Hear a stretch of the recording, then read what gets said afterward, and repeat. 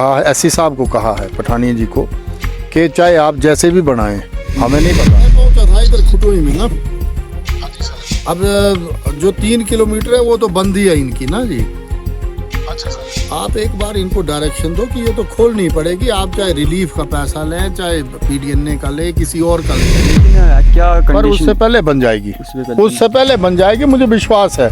अब मैंने यहाँ क्या, करीबन 1000 लोग रहते हैं, उतनी आबादी है हमारे, और आने जाने की इतनी दिक्कत है कि हमें यहाँ से खच्चर पर 200 रुपये किराया देकर ऊपर अपना राशन डिपो का ले जाना पड़ता है। जैसे कोई बुजुर्ग बीमार हो जाता है, कोई महिला डिलीवरी के लिए जाते हैं, हम उसको कंधे पर उठाकर ले जाते हैं। जय श्री राम दोस्तों, तो अभी हम हैं चुरा घाटी की ग्राम पंचायत टिकरीगढ़ के एक गांव है खुटई, वहाँ पर है, और हमारे साथ विधायक साहब भी हैं, डॉक्टर हंसराज जी। और इन लोगों का मामला है कि यहाँ पर जो सड़क को लेकर आनाकानी की गई प्रशासन के माध्यम से, और जो उस समय सरकार थी या फिर जो कुछ भी था, इनको जो है सेटिस्फेक्शन नहीं मिली है उस समय भी और अभी भी। इनका कहना है कि 2017 में यहाँ के लोगों ने अपनी ज़मीन दे दी, लेकिन 2023 में जब सितंबर में इसका शिलान्यास होता है तो उसके बाद से लेकर अभी तक कुछ भी नहीं हुआ है, और ये बिल्कुल सेटिस्फाई नहीं है। और हमारे साथ विधायक जी भी हैं कि इनसे पूछना चाहेंगे कि आपने अपने कार्यकाल में क्या किया। जैसे कि इन्होंने कहा कि 2017 में इन्होंने ज़मीन दे दी, लेकिन 2023 में शिलान्यास भी हुआ, लेकिन उसके बाद कुछ भी नहीं हुआ।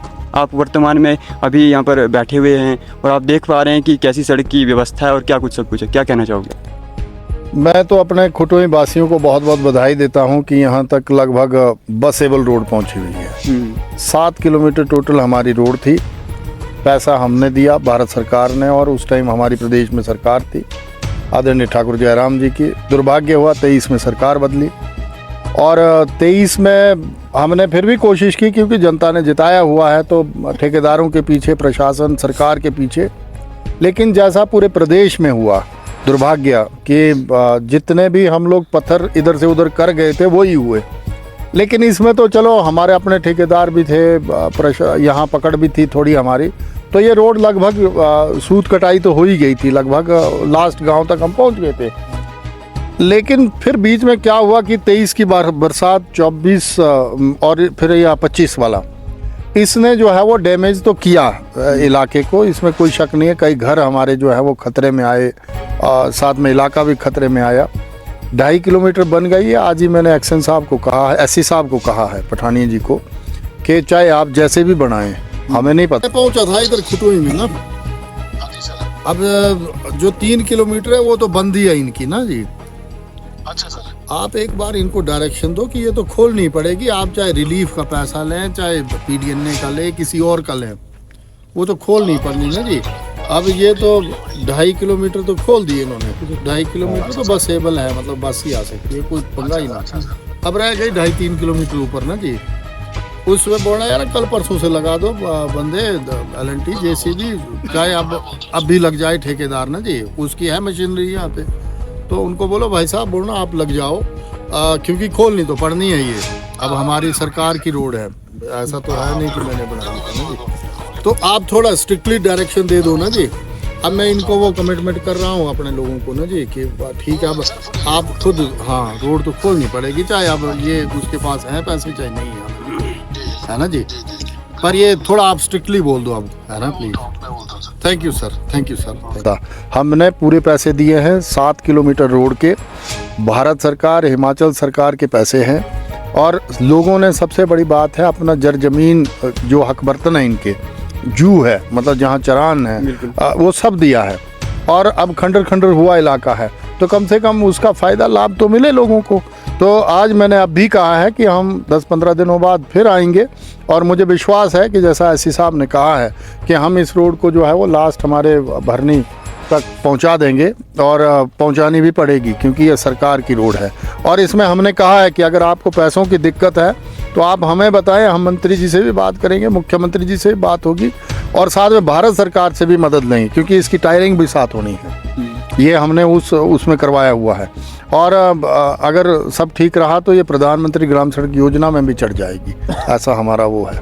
इनका कहना है कि कुछ गरीब लोग ऐसे भी हैं जिनके पास कम खेत होते हैं, फिर भी उन्होंने खेत दे दिया 2017 में, लेकिन 2017 से अभी तक ये ना उधर ज़मींदारी कर पाते हैं, ना कुछ कर पाते, और ना तक इन तक सड़क पहुँची।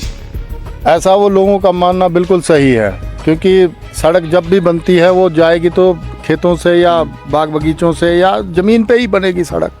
सेक्रीफाइस करना पड़ता है, सबको कुछ ना कुछ त्याग करना ही पड़ता है, लोगों ने भी किया है।